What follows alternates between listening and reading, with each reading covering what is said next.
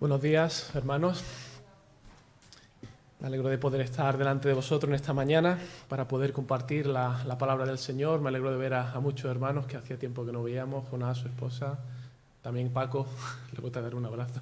No sabes cuánto me alegro de verte por aquí en esta mañana. Vamos a orar al Señor un momentito antes de entrar en este pasaje, en su palabra. Señor, en esta mañana queremos ponernos delante de ti, pidiéndote que tú abras nuestro corazón a tu palabra.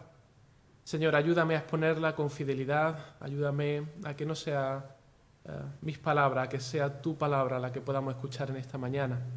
Señor, abre nuestro oído, abre nuestro corazón y obra por tu espíritu, porque si tú no obras, Señor, esta palabra pues puede quedar sin fruto. Señor, te pido que tú hagas esta obra en nosotros, que nos acompañe y sobre todo que tu nombre pueda ser glorificado. Te lo pedimos en el nombre de Jesús. Amén.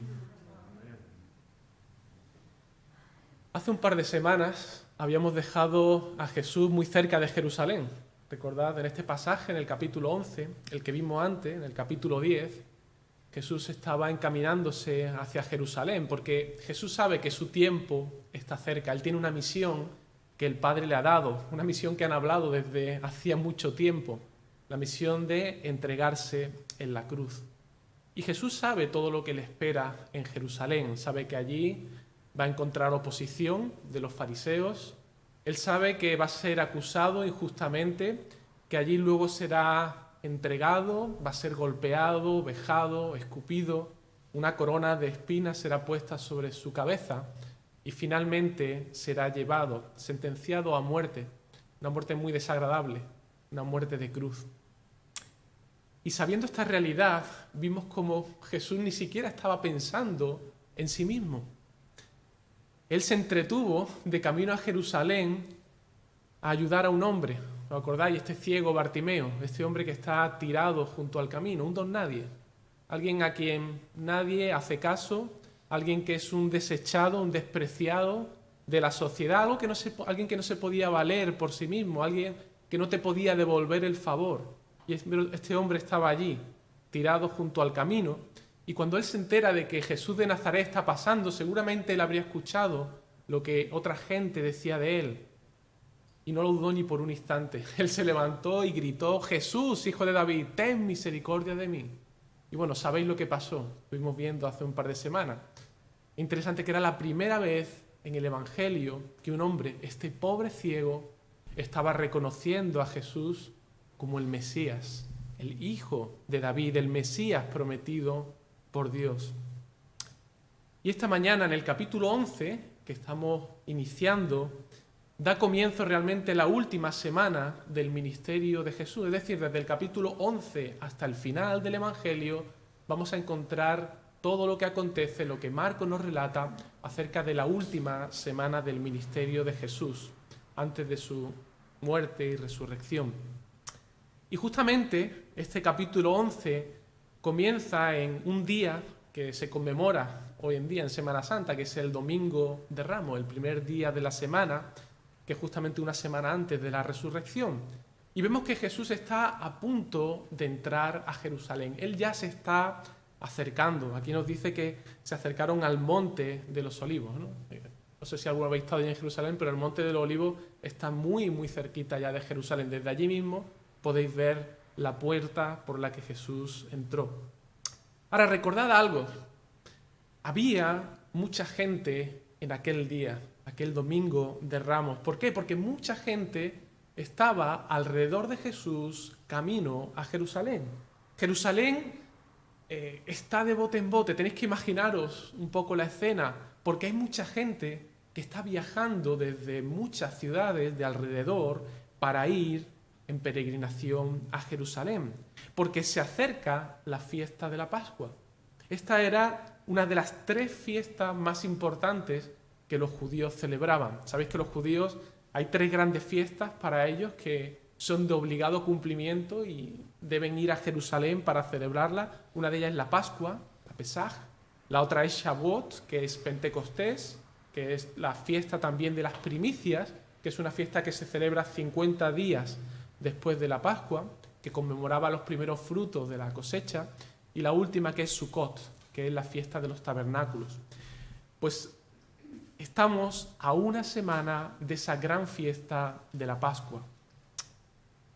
Y hay un bullicio alrededor de Jerusalén. Mucha gente está viniendo desde las ciudades a Jerusalén para celebrar la fiesta de la Pascua. Una fiesta donde se conmemoraba algo muy especial.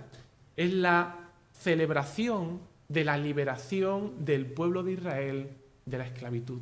Cuando estuvieron en Egipto, ¿lo recordáis? Allí en esta celebración los judíos debían comer la carne de cordero asada al fuego, debían comer también panes sin levadura, junto con hierbas amargas. Y esto lo hacían con el propósito de recordar aquella noche en Egipto en la que Dios hirió con aquella 10ª plaga a todos los primogénitos de Egipto. ¿Recordáis? El Señor había mandado que debían matar a aquel cordero, la sangre debían tomar esta ahí con los dinteles de la puerta, marcar la puerta del pueblo de Israel, de cada una de sus casas, porque aquella noche pasaría el ángel del Señor trayendo juicio. Y todo aquel que no tuviera esa sangre sobre el dintel de su puerta, el primogénito de aquella casa moriría. ¿Sabéis lo que pasó? Los egipcios no hicieron caso, solamente Israel fue librado de aquella muerte y aquella misma noche todos los primogénitos de Egipto murieron, incluido el primogénito de Faraón. Y aquello fue lo que desencadenó realmente que Faraón dejase libre al pueblo de Israel. Ahora recordad una cosa, aunque Israel fue liberado de la esclavitud en Egipto, si miráis toda la historia de Israel, vemos que como consecuencia del pecado y la desobediencia de Israel, ellos en realidad han estado viviendo también en esclavitud, bajo el yugo de otros pueblos. Después de Egipto, tiempo después, estuvieron también esclavos de los asirios. Poco tiempo después, estuvieron esclavos también de los babilonios. Recordáis que tuvieron que salir en exilio. Al final muchos de ellos acabaron en Babilonia. Después de ellos los medos persas, después los griegos. Y finalmente los tiempos de Jesús están bajo los yugos de los romanos. El pueblo de Israel en un sentido han vivido de esclavitud en esclavitud. Y de hecho están ahora a punto de celebrar la fiesta de la Pascua y están en un sentido viviendo en esclavitud, bajo la tiranía del Imperio Romano. Ahora están bajo el yugo de César, pero es más de lo mismo, es otro faraón que está esclavizando y subyugando al pueblo. Así que ponte en situación, imagínate lo que pasaría por la cabeza de un judío devoto, un estudiante serio de la Torá en los tiempos de Jesús. Alguien que estudiase las Escrituras seriamente, seguramente al llegar a esta fiesta pasaría por su cabeza la idea de: Señor, ¿cuándo nos vas a librar de manera definitiva de la esclavitud y del yugo de mis enemigos? Si es verdad, estamos celebrando ahora la fiesta de la Pascua, estamos celebrando cuando tú nos libraste de Egipto, pero Señor, ¿cuándo nos vas a librar de manera definitiva de la esclavitud y del yugo de nuestros enemigos? ¿Cuándo nos vas a librar de esta situación en la que estamos viviendo y nos vas a llevar a un lugar seguro, a un lugar libre del peligro, un lugar de paz, un lugar donde no tengamos que estar pagando impuestos al César, un lugar del que no vayamos a ser removidos jamás? Ese reino prometido a David, ese reino que tú prometiste, el hijo de David, que iba a traer para siempre. Y aparece Jesús entrando ahora en Jerusalén. Y hermano, hay una multitud alrededor de él. Nos dice Marco que había gente por delante y gente por detrás, en el versículo 9. Y de manera espontánea, en aquel instante, ocurre algo sorprendente, algo increíble. Empezamos a ver que la gente comienza a aclamar a Jesús, comienza a aclamar al Señor. Hay una turba enfervorecida que comienza a gritar. ¿Y qué es lo que está gritando esta gente? Esta gente nos dice aquí, el Evangelio de Marcos, que decían: ¡Hosana! ¡Hosana! ¡Bendito el que viene en el nombre del Señor! ¡Bendito el reino de nuestro Padre David que viene! ¡Hosana en las alturas! Están haciendo una fiesta. Pero no solo eso, sino que vemos algo también increíble. Muchos están quitando sus propias ropas y la están tendiendo por el camino por donde pasa Jesús. Y los que no tienen ropa, pues tampoco se cortan, están buscando lo que sea, y vemos que nos relata aquí Marcos que incluso cortaban ramas y estaban poniéndolas en el suelo a modo de alfombra para que ni siquiera los pies de ese burrito, de ese pollino que montaba Jesús pisase el polvo del camino. Y hermano, esto sin duda que es un gesto de honor, es un gesto de reconocimiento al Señor Jesús. Este gesto, de alguna manera, está representando cómo esta multitud está reconociendo a Jesús como su Rey, como su Señor, como el Mesías que viene, como el Hijo de David. Esas palabras de Bartimeo están haciendo eco en toda esta multitud que ahora la está repitiendo, que lo están reconociendo. Hace unos días, este ciego, Bartimeo, por primera vez había declarado que Jesús era el Mesías. Jesús, Hijo de David, ten misericordia de mí. Jesús hace un milagro con este hombre. Este ciego es curado, y yo creo que aquello fue como la prueba definitiva para que toda esta gente pudiera reconocer que Jesús era el auténtico Hijo de David, el Mesías prometido. Este milagro seguramente corrió de boca en boca entre la gente estaba emocionada, toda la gente estaba agitada. Así que ahora esta multitud está alrededor de Jesús y está enfervorizada. Y me puedo imaginar si alguno de vosotros estuviera en aquella escena, en aquel momento, y te acercases a alguien a preguntarle y le dijeras, ¿qué está pasando? ¿Por qué la gente está gritando? Seguramente esta persona te diría, fíjate, Jesús, es el Hijo de David, por fin lo hemos encontrado. Jesús de Nazaret ha venido a Jerusalén. Él es el Rey, Él es el Mesías. Y le podrías seguir preguntando a esta persona, y bueno, ¿qué estáis gritando? Pues estamos gritando Hosana, bendito el que viene en el nombre del Señor, bendito el reino de nuestro Padre que viene, Hosana en las alturas. Y si le preguntase, y bueno, ¿por qué? ¿Por qué estás gritando eso? ¿Qué significa esto de Hosana? Seguramente esta persona te diría, estamos cantando el Salmo 118, porque si vais a vuestras Biblias y miráis el Salmo 118, estas palabras son un eco de este Salmo mesiánico. Un salmo que dice, oh Jehová, sálvanos ahora te ruego. Esto es lo que significa Hosana.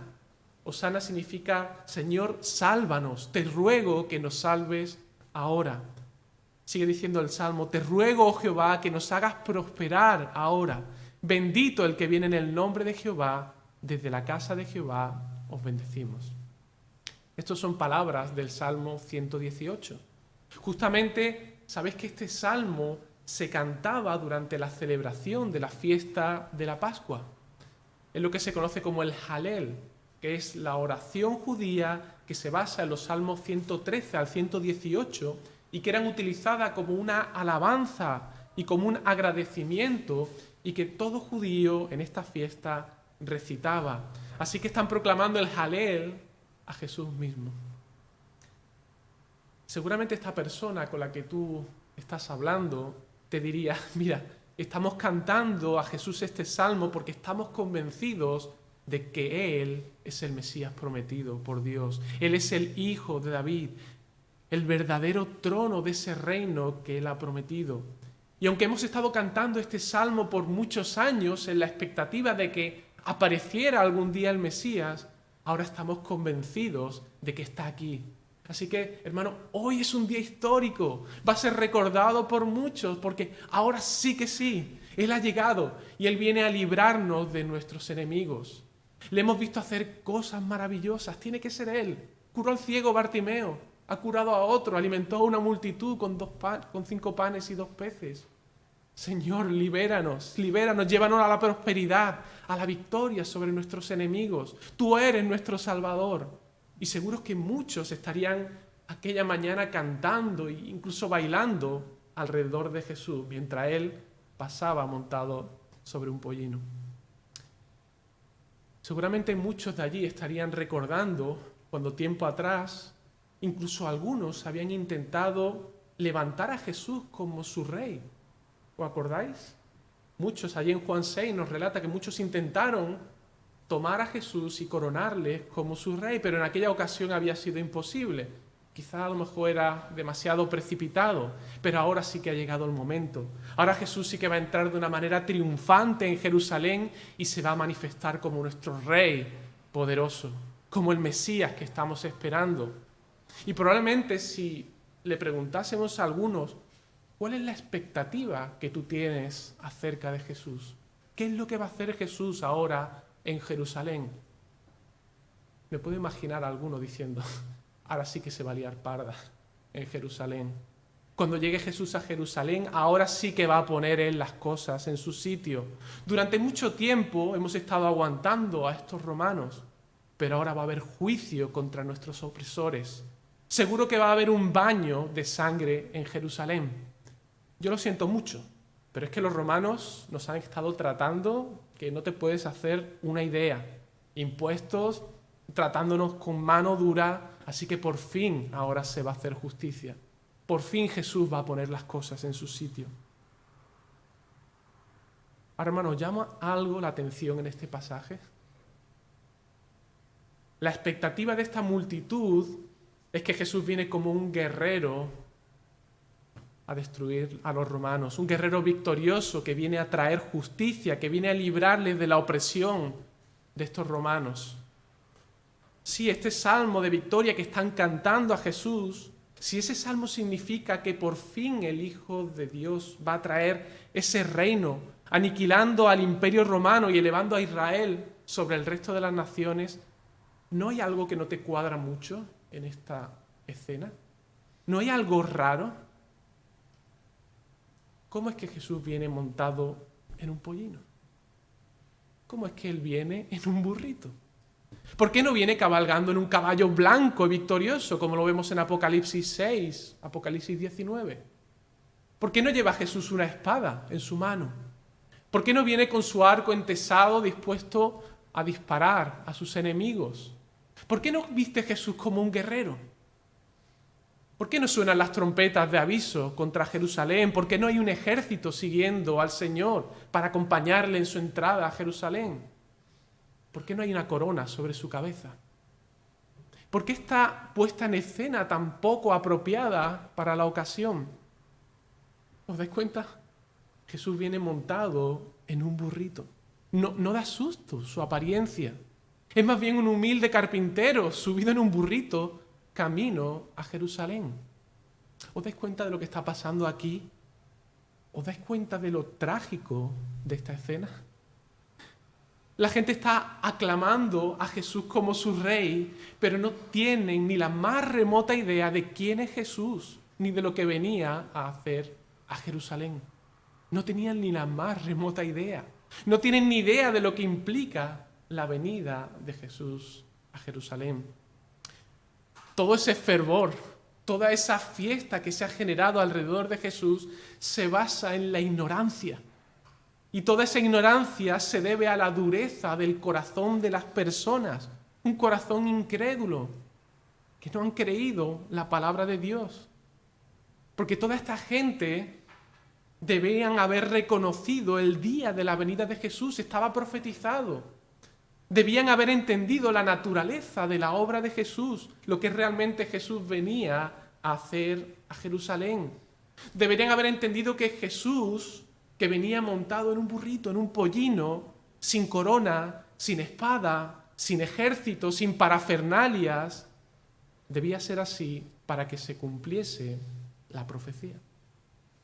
Esto nos lo confirma Mateo en el pasaje paralelo, cuando nos dice que Jesús vino de esta manera y dice que todo esto aconteció para que se cumpliese lo dicho por el profeta cuando dijo: «Decida la hija de Sión, he aquí tu rey viene a ti, manso y sentado sobre una asna, sobre un pollino, hijo de animal de carga». Este pasaje es una cita del profeta Zacarías. ¿Sabéis de qué estaba hablando el profeta Zacarías? Allí en el capítulo 9, versículos 9 al 11. Fijaos lo que dice. «Alégrate mucho, hija de Sión, da voces de júbilo, hija de Jerusalén. He aquí tu rey vendrá a ti, justo y salvador, humilde y cabalgando sobre un asno, sobre un pollino, hijo de asna. Hermanos, Jesús vine como el justo, como el perfecto, como el Hijo amado, como aquel que no tenía pecado, como el que había cumplido de manera perfecta la ley de Dios, aquel en el cual el Padre tenía toda su complacencia. Y siendo justo, no vino como un justiciero. Nos dice aquí este profeta que vino como un salvador. Como un salvador. Sigue diciendo Zacarías: y de Efraín destruiré los carros y los caballos de Jerusalén, y los arcos de guerra serán quebrados. Él no vendría a hacer guerra contra Roma. Él no vendría a hacer uso de la maquinaria de guerra para destruir a los enemigos políticos de Israel. ¿A qué vino Jesús? ¿Qué dice aquí? Hablará paz a las naciones.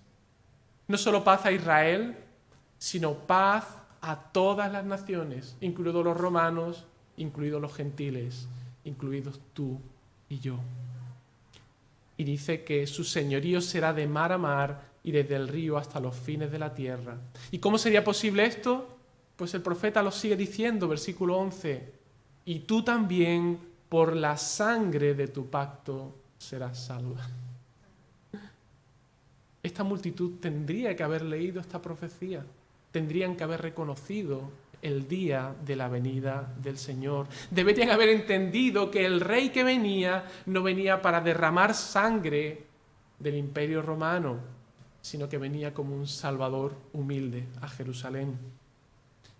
Ahora, hermanos, quiero aclararos algo. Es cierto que Jesús vendrá un día con un caballo blanco. Lo estamos estudiando en Apocalipsis, los que estáis los jueves. Habrá un día en el que Jesús venga, como se describe en el libro de Apocalipsis, cuando nos dice allí Juan en esa visión que él tiene, que vio el cielo abierto y un caballo blanco, y el que lo montaba se llamaba Fiel y Verdadero, y con justicia juzga y pelea, cuyos ojos son como llama de fuego, y había en su cabeza muchas diademas, y tenía un nombre escrito que ninguno conocía sino él. ¿Y cómo estaba vestido?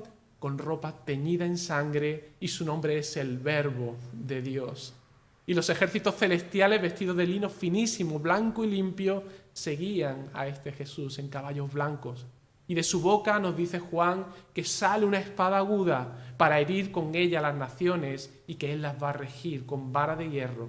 Y él pisará el lagar del vino del furor y de la ira del Dios Todopoderoso. Y en su vestidura y en su muslo tiene escrito un nombre: Rey de Reyes y Señor de Señores. Habrá un día en el que el Señor venga a traer justicia. Él va a juzgar a todas las naciones. Habrá un día en el que va a poner las cosas en su sitio, un día de venganza de sus enemigos. Pero hermanos, este día que Jesús viene a Jerusalén, el día que encontramos en Marcos capítulo 11, no era día de juicio.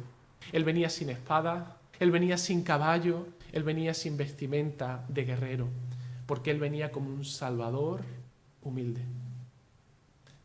Él hace su entrada inaugural, creo que de una manera mucho más gloriosa de lo que la gente pensaba. Él se está presentando como el rey siervo. El rey que vino no para ser servido, sino el rey que vino para servir y dar su vida en rescate por muchos. Él vino como el príncipe de paz. Ellos deberían haber entendido que él venía para derramar sangre, pero no la de los romanos, sino la suya propia en la cruz. Ellos deberían haber entendido que él no venía para aplastar al ejército romano, sino para ser aplastado por el Padre, cargando sobre sus hombros el castigo por el pecado que tú y que yo merecíamos. Él no caminaba hacia el arco del triunfo, como los romanos hacían cuando ganaban una batalla. Jesús no iba de camino al palacio real, sino que él camina de manera voluntaria hacia la cruz para entregar su vida por ti y por mí. Hermano, ¿hay algo más glorioso que esto? ¿Hay algo más glorioso? ¿Puedes ver la belleza en el carácter de Jesús, en su entrega, en su gracia, en su amor? ¿Puedes percibir la bondad, la gracia del Señor y la misericordia que emanan de cada uno de los poros de su piel en este pasaje?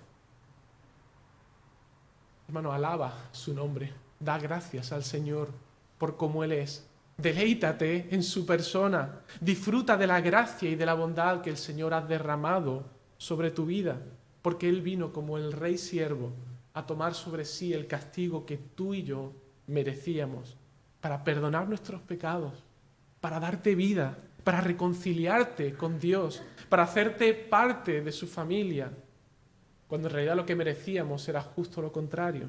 Eso es lo que significa gracia, que te den, que tú puedas recibir un favor inmerecido, algo que no merecemos, y eso es lo que Jesús hizo con nosotros. Ahora quiero aclarar algo. No te confundas con las apariencias. Jesús no es débil, es manso, que es muy distinto. Él no es alguien omnipotente que no puede o no podría derrotar a los romanos, como si Él no fuese capaz de hacerlo.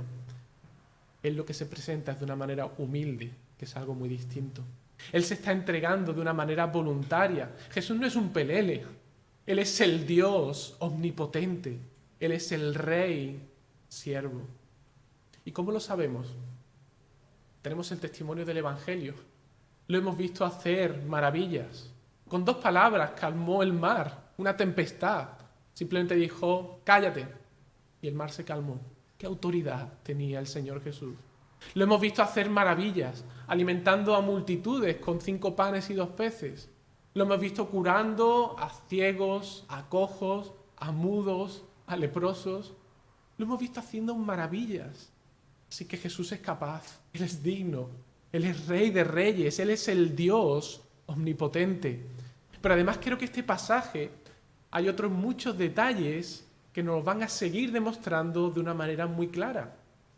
Fijaos, en primer lugar, cuando llegan a Betania, Jesús da una orden a sus discípulos. Allí les dice en el versículo 2, id a la aldea que está enfrente de vosotros, y luego que entréis en ella hallaréis un pollino atado en el cual ningún hombre ha montado. Desatadlo y traedlo. ¿Qué autoridad tenía Jesús? Ahora una pregunta, ¿cómo sabía Jesús la ubicación exacta de este pollino? El pollino estaba en la aldea de enfrente, no se podía ver a primera vista. De hecho, Mateo y Lucas nos dan más detalles. Jesús sabía que el burrito estaría justo a la entrada de la aldea de enfrente y que estaría junto a una asna que estaba atada, y sabría que este pollino además nadie había montado a este animal. Que además cuando lo fuesen a tomar, alguien le iba a preguntar que por qué se lo llevaban, y que cuando esta persona le preguntase esto, ellos simplemente tendrían que decir, el Señor lo necesita. Y estos además le iban a dejar llevarse el burrito sin ningún problema. ¿Cómo sabía Jesús todo esto? ¿Es un truco? ¿Lo ha puesto Jesús allí el día de antes? ¿Ha enviado quizás a algunos espías? No, hermanos, lo sabe porque Él es Dios. Porque Él conoce todas las cosas. No solamente sabe lo que ocurre en la aldea de enfrente, sino que conoce hasta los pensamientos más íntimos de tu corazón. El que va montado en ese burrito no es ni más ni menos que el Dios omnisciente. El Dios omnisciente. Y en segundo lugar, Marcos nos dice que este pollino además estaba a estrenar. Dice, en el cual ningún hombre ha montado. No había sido montado por ninguna persona antes este animal. Y esto es importante porque todo judío sabía que para los propósitos sagrados Dios siempre había ordenado apartar del uso común ciertos elementos. Se consagraban los sacerdotes, que debían servir de manera exclusiva en el templo y no hacían otra labor. Se consagraban los animales que iban a ser entregados para el sacrificio. Se consagraban los alimentos, por ejemplo, los panes de la proposición, que eran usados exclusivamente para esta ceremonia. De hecho, por ejemplo, en Deuteronomio 21, 3 al 4, allí cuando se hacía expiación por un asesinato de una persona cuyo autor se desconocía, fijaos lo que el Señor les dijo. Dice, y los ancianos de la ciudad más cercana al lugar donde fuera hallado el muerto, tomarán de las vacas una becerra que no haya trabajado y que no haya llevado yugo. Y los ancianos de aquella ciudad traerán la becerra a un valle escabroso que nunca haya sido arado ni sembrado, y quebrarán la cerviz de la becerra allí en el valle. ¿Os fijáis? Una becerra que no haya sido trabajada que no haya llevado yugo en un lugar que no haya sido arado ni sembrado. Debía ser usado exclusivamente con ese propósito sagrado.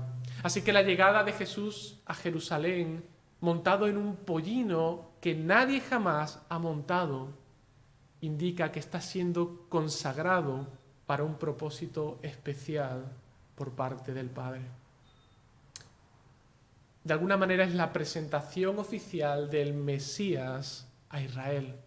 Pero además, yo no sé si has tenido la experiencia, no sé si alguna vez te has montado en un burro o un caballo que no haya sido montado por nadie antes. Yo no sé si lo has probado alguna vez, pero si no lo has hecho, yo te recomiendo que no lo hagas. Te recomiendo que no lo hagas. Estuve mirando por curiosidad y el proceso de doma de un burro es mucho más difícil que el de un caballo. Es un proceso largo, complejo, que en algunos casos puede llevar incluso años de trabajo hasta que este animal queda domado. Así que imagínate lo que puede pasarle a alguien que se suba en un burro sin domesticar. La caída va a ser chica. Sin embargo, ¿habéis fijado en algo? Jesús se monta a los lomos de este burrito, de este pollino que no había sido domesticado, que no había sido entrenado para soportar el peso de alguien sobre sus lomos, y sin embargo parece que lo hubiese montado durante toda su vida. El burro camina sin resistirse, el burro camina sin dar una sola coz, va suave como un guante, mansamente obedeciendo la voz de su jinete. ¿Sabéis por qué? Porque quien lo monta es su creador. Quien lo monta es el que sostiene el aliento de este burrito. Es quien le da vida. El que sienta este burrito es el que manda, es el rey, es el soberano, es el Dios omnipotente. Así que Jesús se acerca a Jerusalén y él está a punto de hacer esa entrada triunfal. No viene para arrasar a los romanos, él no viene para derramar su sangre, la de los romanos, él no viene con espada, él no viene con ejércitos, él viene glorioso, él viene humilde, caminando con paso firme hacia la cruz para dar su vida en rescate por muchos. Y él lo hace en un sometimiento perfecto a la voluntad de su Padre, porque ese es el plan que él y el Padre han hablado desde la eternidad. Así que Jesús viene para librar a su pueblo de un yugo, pero no el yugo de la opresión romana. No se trata de una liberación política opresora, se trata de algo mucho más peligroso, se trata de algo mucho más destructivo. Jesús viene a librar a su pueblo de la esclavitud del pecado y de las consecuencias de esa esclavitud al pecado. Jesús vino a librarnos del justo castigo de Dios como consecuencia de nuestros pecados. Él vino a librarnos no de una primera muerte, sino de una más difícil todavía, de una más peligrosa, que es la segunda muerte, la separación eterna de Dios. Él vino a poner remedio a ese problema. Él vino a traer ese tipo de libertad. Él vino a librarnos del verdadero cáncer del que todo ser humano tiene que ser librado. Ahora, ¿os habéis dado cuenta del malentendido de toda aquella multitud que hay alrededor de él en Jerusalén? Todos están a su alrededor gritando, bailando, aclamando a Jesús como el Mesías, como su Rey. Jesús se acerca con un glorioso propósito. Ellos lo aclaman como el Rey, pero ellos no tienen ni idea de lo que eso significa. No tienen ni idea de lo que eso significa. ¿Qué entendimiento tenían esta gente acerca de Jesús? Tenían una visión superficial e interesada. ¿Cómo lo sabemos? ¿Sabéis qué pasó 5 días después de esa entrada triunfal de Jesús en Jerusalén? Solo 5 días después de que la gente estuviese aclamando a Jesús con hosanas como el Rey, como el Mesías, como su Salvador. Cuando esta gente se da cuenta de que Jesús no viene como ese Mesías que ellos esperaban, y Jesús es apresado y es llevado a Pilato. Pilato pregunta a la multitud en aquel día de la Pascua, porque era tradición, sabéis, soltar a un preso. ¿Sabéis lo que gritó esta gente cuando Pilato dijo, ¿queréis que os suelte a Jesús?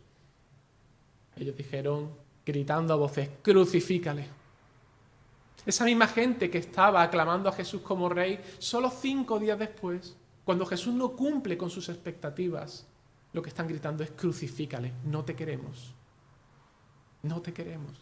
¿Sabéis por qué? Porque no habían entendido, porque tenían una falsa expectativa de quién era Jesús, de lo que Él había venido a hacer. Porque, hermanos, sus intereses estaban en su propio bienestar material, en su propio bienestar y su posición, porque eran duros de corazón y no eran capaces de ver su propio pecado y la necesidad de recibir perdón por sus pecados y la necesidad de una transformación desde dentro. ¿Sabéis? Lucas es el único que nos da un detalle muy interesante. Es el mismo evento. Hermanos, Jesús lo sabe todo. A Él no le pasaba desapercibido los pensamientos del corazón de esta gente que le estaba aclamando. Él sabía la dureza del corazón de ellos. ¿Sabéis por qué? Porque cuando Él se acerca a Jerusalén, fijaos lo que nos dice Lucas en el versículo 19. Dice que cuando llegó cerca de la ciudad, al verla, Jesús lloró sobre ella. ¿Sabéis por qué lloró Jesús? Nos sigue diciendo Lucas. Jesús dijo: oh, si también tú conocieses, a lo menos en este día, lo que es para tu paz. Oh, si te dieras cuenta, Jerusalén, vosotros que me estáis aclamando como rey, si tan siquiera pudieras percibir, aunque fuese únicamente en este día, de cuál es el camino para alcanzar la paz con Dios.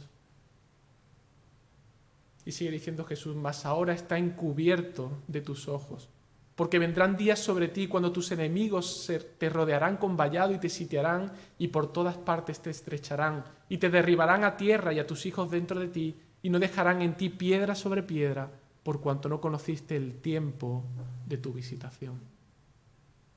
No conocieron el tiempo de la visitación de Jesús. ¿Puedes observar lo paradójico de esta escena? Hay una algarabía, gente por todos lados, fiesta, todos aclamando a Jesús a gran voz: Hosana, Hosana, Jesús es el Rey, bendito el que viene en el nombre del Señor, bendito el que viene a traer libertad y paz, todos felices, todos expectantes con la llegada del Mesías. Y sin embargo, en el corazón del Señor hay tristeza, hay un peso, hay un dolor, porque Él conoce el corazón de estos que están clamando.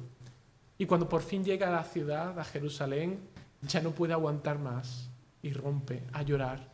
Llora porque ama y llora porque Jesús se duele. Si pudieras conocer, por un momento si te dieras cuenta. Hermanos, qué ceguera más profunda hay en estas personas. Ven con sus ojos, pero en realidad están más ciegos que Bartimeo antes de que Jesús los sanase. Están reconociendo con sus labios que el Mesías ha llegado, y es cierto, el Mesías ha llegado. Jesús de hecho no les recrimina sus hosanas. Están citando el Salmo 118 que se está cumpliendo en el Señor Jesús, pero en realidad no están entendiendo absolutamente nada. Ellos viven una religión fabricada en sus mentes, como con una venda que le impiden ver la verdad, que le impide percibir la realidad de quién es Jesús y de lo que Él había venido a hacer. Es como un velo que estaba sobre el corazón de estas personas, un velo que los mantiene endurecidos. Sí, ellos siguen con su religión, ellos siguen yendo todos los años a Jerusalén a celebrar estas 3 fiestas, ritos, celebraciones, fiestas que son guardadas de manera escrupulosa. No se escatiman esfuerzo para venir desde lugares lejanos a Jerusalén, pero no conocen el camino de la paz, no conocen lo que Jesús había venido a hacer. El Mesías con el que ellos soñaban era una fantasía, estaba en su imaginación, estaban completamente confundidos.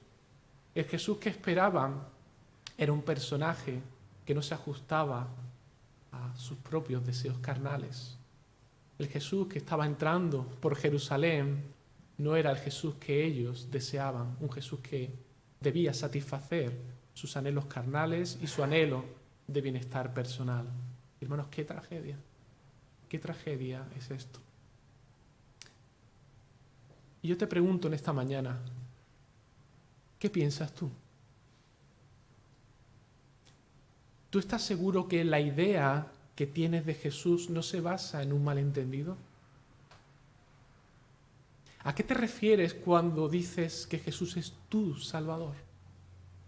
¿De qué te salva exactamente? Respóndete a ti mismo. ¿A qué te refieres cuando llamas a Jesús tu Señor?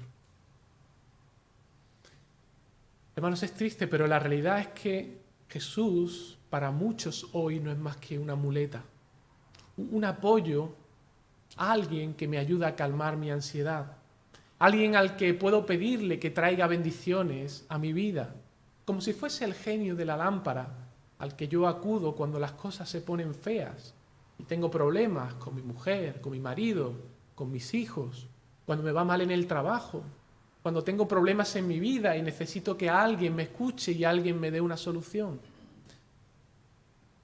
Alguien que siempre esté ahí, alguien disponible para mí, como ese médico de urgencias al que puedo llamar 24 horas, 7 días a la semana. Para muchos Jesús no es alguien admirable, sino alguien apañado, alguien que me ayuda con mis cositas. Un solucionador de problemas.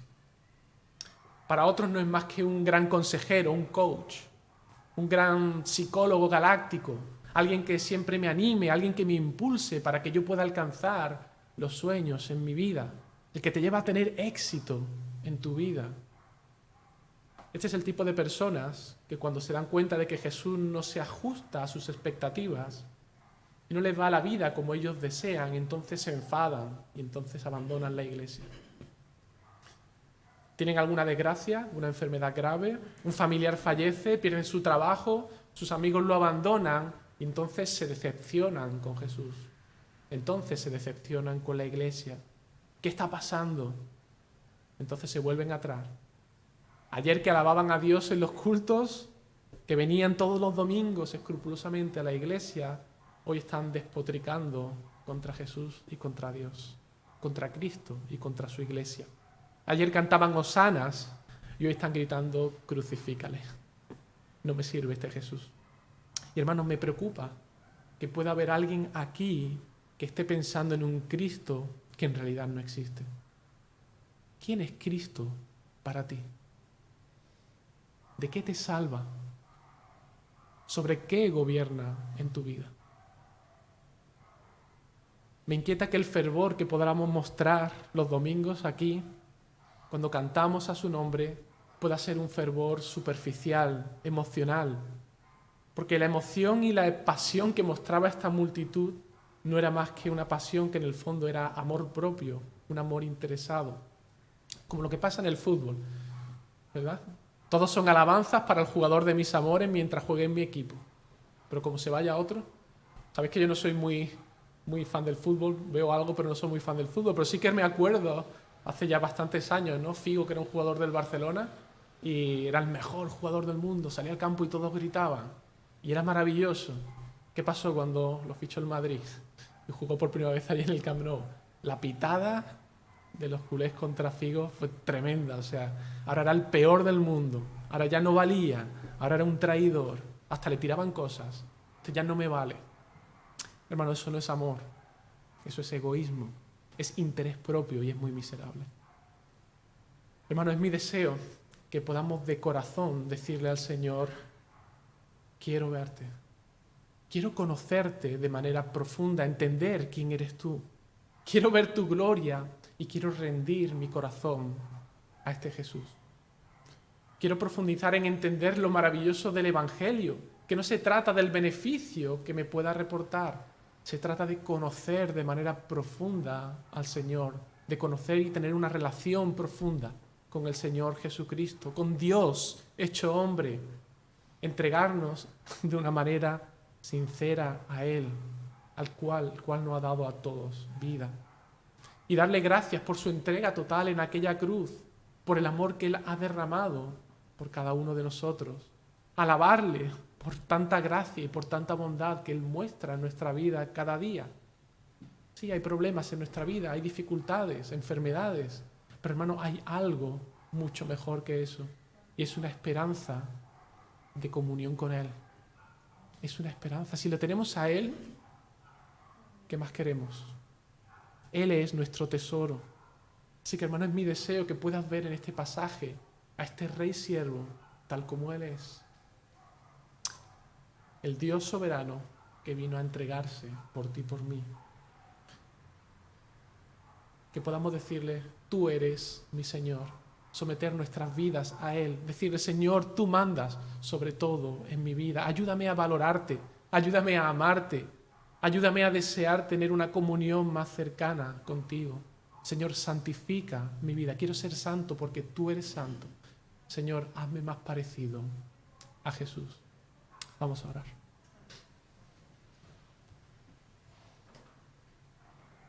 Señor, en esta mañana queremos alabarte por cómo tú te muestras en este pasaje del Evangelio de Marcos. Alguien glorioso, alguien que siendo digno, que teniendo toda autoridad y todo poder, sin embargo no vino para ajusticiar ni traer un juicio inmediato, sino que viniste como el Rey siervo, como aquel humilde, como aquel que era perfecto, que venía a traer salvación. Y para que esa salvación pudiese ser posible, tuviste que entregarte tú mismo, dar tu propia sangre en redención por nuestros pecados. Señor, queremos darte gracias en esta mañana por esa obra de salvación que tú has hecho. Gracias por haberte entregado de esa manera voluntaria, sumiso y humilde, para que nosotros pudiéramos tener vida. Señor, enséñanos a valorar ese sacrificio, que podamos profundizar en seguir entendiendo, en seguir meditando, en seguir, Señor, buceando en esta realidad del Evangelio, y que en nuestro corazón podamos atesorar estas verdades, no simplemente como algo histórico, como una verdad de nuestra cabeza, sino que podamos deleitarnos, que podamos tener un corazón que se goce en estas verdades y podamos entregarnos a ti, Señor. Te pido que si en esta mañana hay alguien aquí que realmente no ha entendido quién es Jesús, que aún no ha entregado su vida a Él, que no ha reconocido su necesidad de Él, su pecado, Señor, que obres por tu Espíritu, para que pueda entender que necesitamos venir a ti, porque únicamente en Jesús hay esperanza. Que puedan venir en arrepentimiento y en fe al único que es dador de vida, al único en el cual hay esperanza. Te lo pido en el nombre de Jesús. Amén.